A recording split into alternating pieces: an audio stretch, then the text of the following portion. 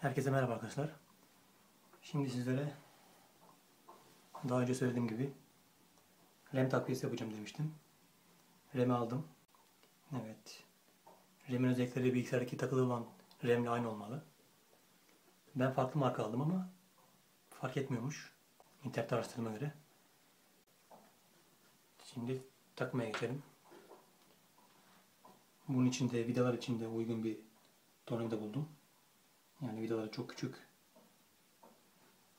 Evet, başlayalım bakalım.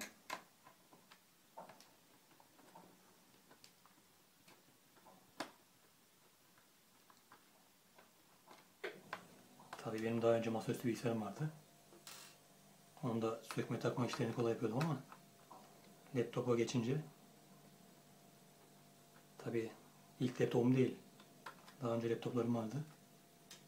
Ama ilk defa laptopun kasasını söküp bir şey takacağım. Bakalım. İnşallah bir şey olmaz.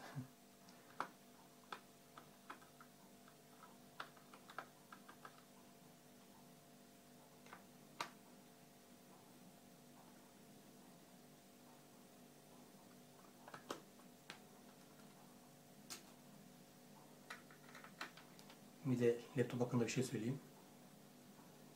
Şimdiye kadar test ettiğim oyunlarda takılma olan oyunlar, yani son çıkan, yani daha önce söylemiştim, Mass Effect, yani Ghost Recon gibi oyunlar yüksek ayarlarda veya Call of Duty Black Ops 3 gibi yüksek ayarlarda,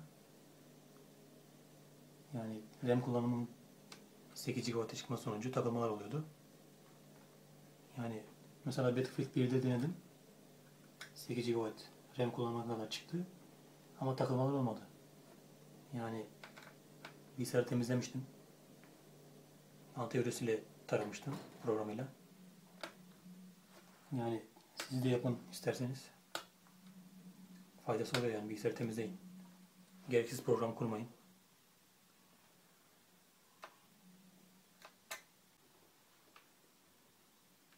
Bir de bu garanti etiketi sorunu var. Yani garanti etiketini ben mail attım MSI'ya. MSI'dan dönüş geldi. Yani SSD ve RAM upgrade yaparken, yani kendimiz yapabiliriz. Yaparken de bu garanti etiketini dersek bile sorun olmuyormuş. Ama içindeki parçalara bir zarar gelmemesi lazım. Onun için dikkatli yapmamız gerek.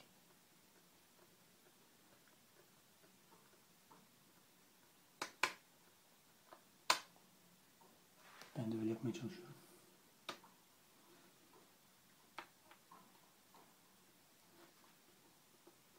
Zaten dediğim gibi ilk defa laptopa parça takacağım. Hatta kasasını sökeceğim. Bakalım. Evet, şimdi bütün vidaları çıkardık. Son vida geldik. O da garanti etiketi var. Bakalım, delik buradaymış. Onu da deliyoruz. Böyle. Ve bunu da çıkartalım. Garanti etiketi olan vidayı da çıkardık. Şimdi şuradan bir kart yardımıyla çıkarsak. Evet, sonunda çıkarabildik. En zor yer buydu. Evet, bu kapağı. Kapağı çıkarmak var ya. Neyse. Şunu şöyle koyalım. Evet, fanlar tozlanmış. 2 adet fan var. Orada. Bu hard disk. Bunlar fanlar. Bataryası. Evet, RAM. Şu SSD slotu. Evet, aldığımız RAM burada. Evet, dediğim gibi RAM'in özellikleri aynı olmalı. Evet, şimdi RAM'imizi takalım. Buradaki çentikler aynı olacak şekilde böyle bastırıyoruz. Tam içine girdiği zaman aşağı doğru ittiriyoruz böyle. Ve yerine oturuyor. Tamam. Şimdi oldu. Evet, şimdi RAM'imizi taktık. Bakalım oldu mu? Evet. Şimdi RAM'imizi taktık. Kapağı kapattık.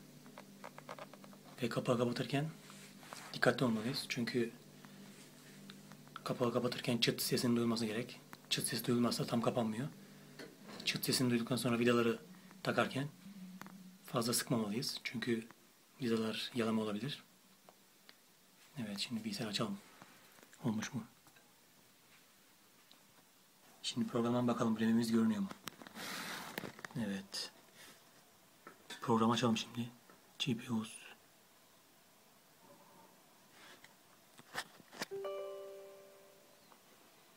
Evet, program açıyoruz şimdi. Açalım.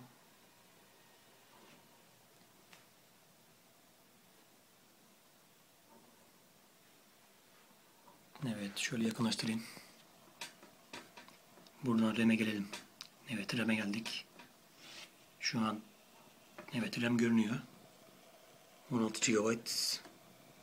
Şu an evet, 16 GB dual. Evet, özellikleri buraya yazıyor.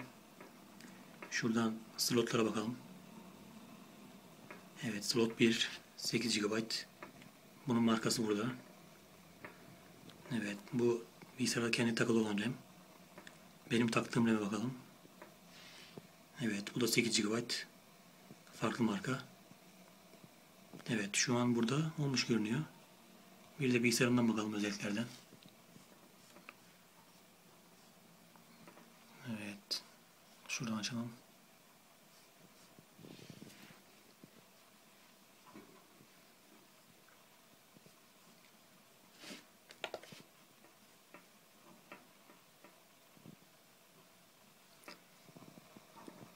RAM'imiz olmuş. 16 GB. Yani şu an ilk defa ben de RAM taktım ama yani bilgisayar hakkında biraz bilginiz varsa siz de yaparsınız. Yani çok zor bir şey değil. Bakalım oyunlarda fark edecek mi? Yeni çıkan oyunlarda. Tabii eski oyunlarda fark etmiyor. Yani 2015-2014 yapım oyunlarda yüksek ayarlarda veya ultra ayarlarda yani RAM kullanımı fazla olmadığı için takılmalar olmuyor.